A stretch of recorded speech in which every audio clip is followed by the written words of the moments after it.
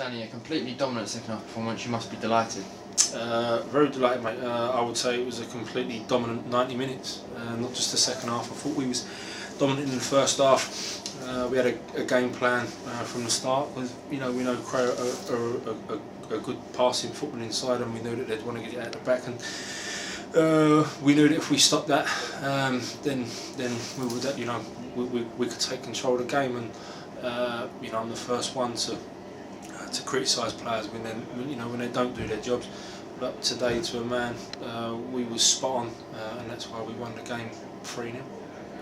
Jared Small was electric. You must be pleased with his performance in particular. Yeah, he was very good. He's one of them players that when he's on his game, he'll take to pieces any fullback that you put against him.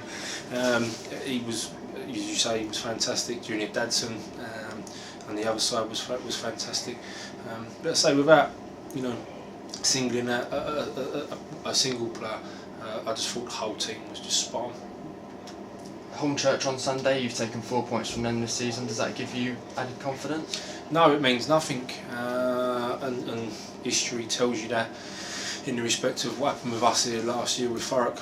However many points was in front. If you look at today's game against Cray beat us and got a draw against us this year, so it means nothing in respect of results. What the biggest thing now is, we need to enjoy tonight, and then on Friday we need to come back in, get our feet back on the floor, and prepare for Sunday. It's going to be an hard game. There's no doubt about that. But we just got to make sure that we prepare right now, and don't get carried away with tonight's result. In terms of preparation, what sort of threats in particular do you think Hornchurch pose?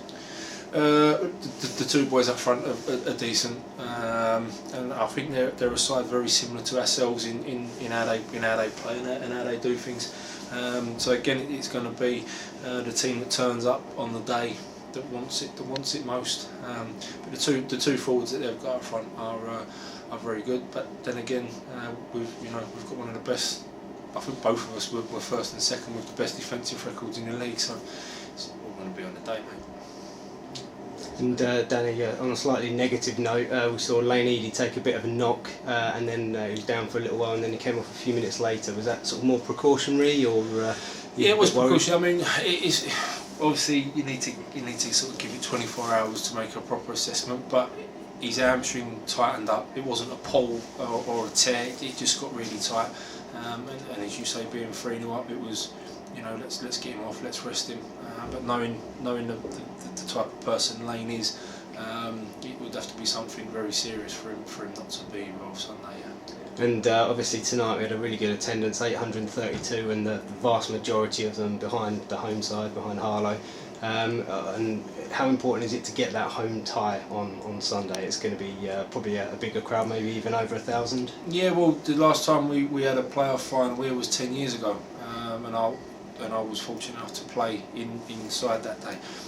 But our supporters are just unbelievable.